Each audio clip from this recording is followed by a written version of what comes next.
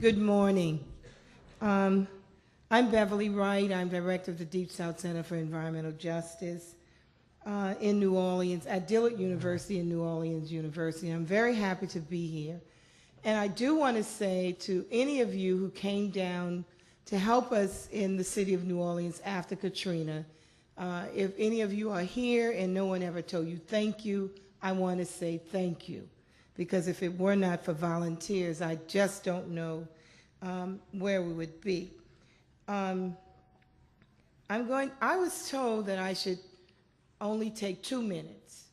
And I think that they told me that on purpose because they know I'm long-winded. And when I got here, I found out it was 5 minutes. And I think Cecil did that. I was also told to be shocking and short.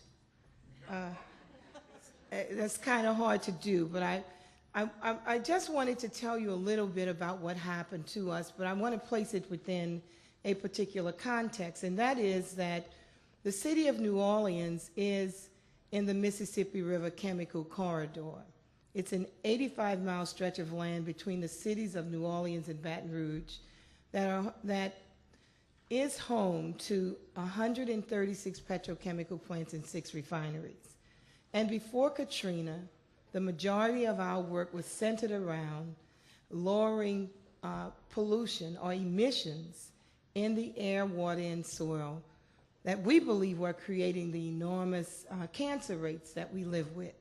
So with everything that you ever heard about the Mississippi River Chemical Corridor, add to that Katrina. Growing up in New Orleans as I did, I am a lifelong resident of New Orleans, Louisiana, except for 2 short stints, one in Buffalo, New York to get my PhD, and then a short teaching stint at Wake Forest University in North Carolina. The rest of my life has been in the city of New Orleans. And growing up in the city, we basically grew up knowing that 2 things would happen. One thing was Mardi Gras, and the other thing was hurricanes. But hurricanes were not things that we feared growing up. If we heard that a hurricane was coming, we went to the grocery, we got milk and bread and water. We filled the tub with water, we bought ice, and we went to bed.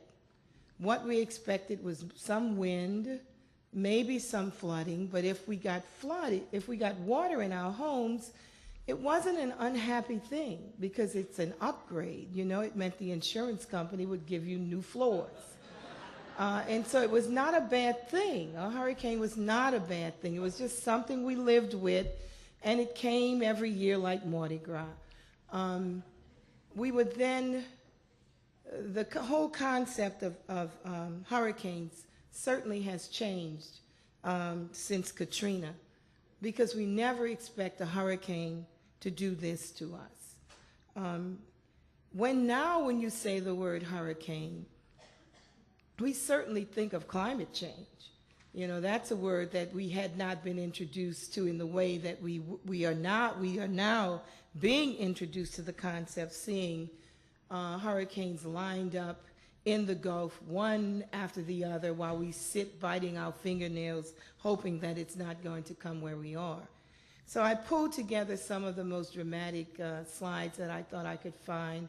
And yes, a lot of our dead are buried on top of the ground, but many of us are in the ground like everyone else. And with Hurricane Katrina, this was a common sight around graveyards with coffins on the side of the road. The aerial views are quite amazing, and the pollution was tremendous. The Katrina event probably created the largest environmental catastrophe that we have ever seen. Although it's hard to think about that now, in that no one hardly talks about pollution. EPA actually told us that it was absolutely safe, so we could go home. But we also watched got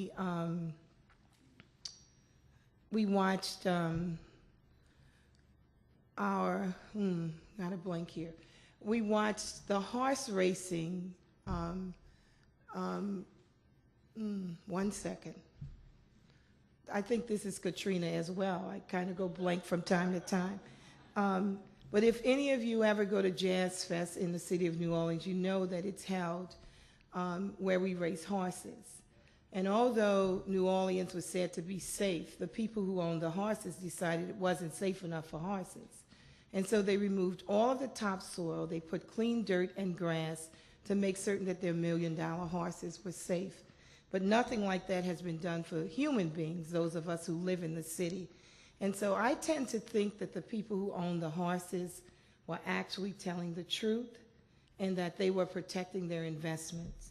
We realize that we aren't worth as much as horses, at least not in the city of New Orleans. We've been dealing with so many different kinds of assaults from federal agencies who seem to be at odds with one another over what should be done for us. I didn't tell you about the rescue plan that our president, former President Bush, thank God, is insulted about because we are not thrilled about the way he responded to us, watching our armed services unable to drop water at the Superdome while babies and old people died 5 days without that taking place. But these pictures are pretty dramatic. We finally got some help, but the help didn't come in the way that we expected it to come. These pictures are showing people standing on roofs, begging for help. And what the world heard was that we were shooting at helicopters and planes who were trying to drop water or trying to save us. What we were actually doing was trying to get their attention. I have many friends who, not many, I have some friends who were there during Katrina, and many of them cannot even talk about what they saw. They're still unable to tell us. One friend just said, I saw bodies tied to trees to keep them from floating in water.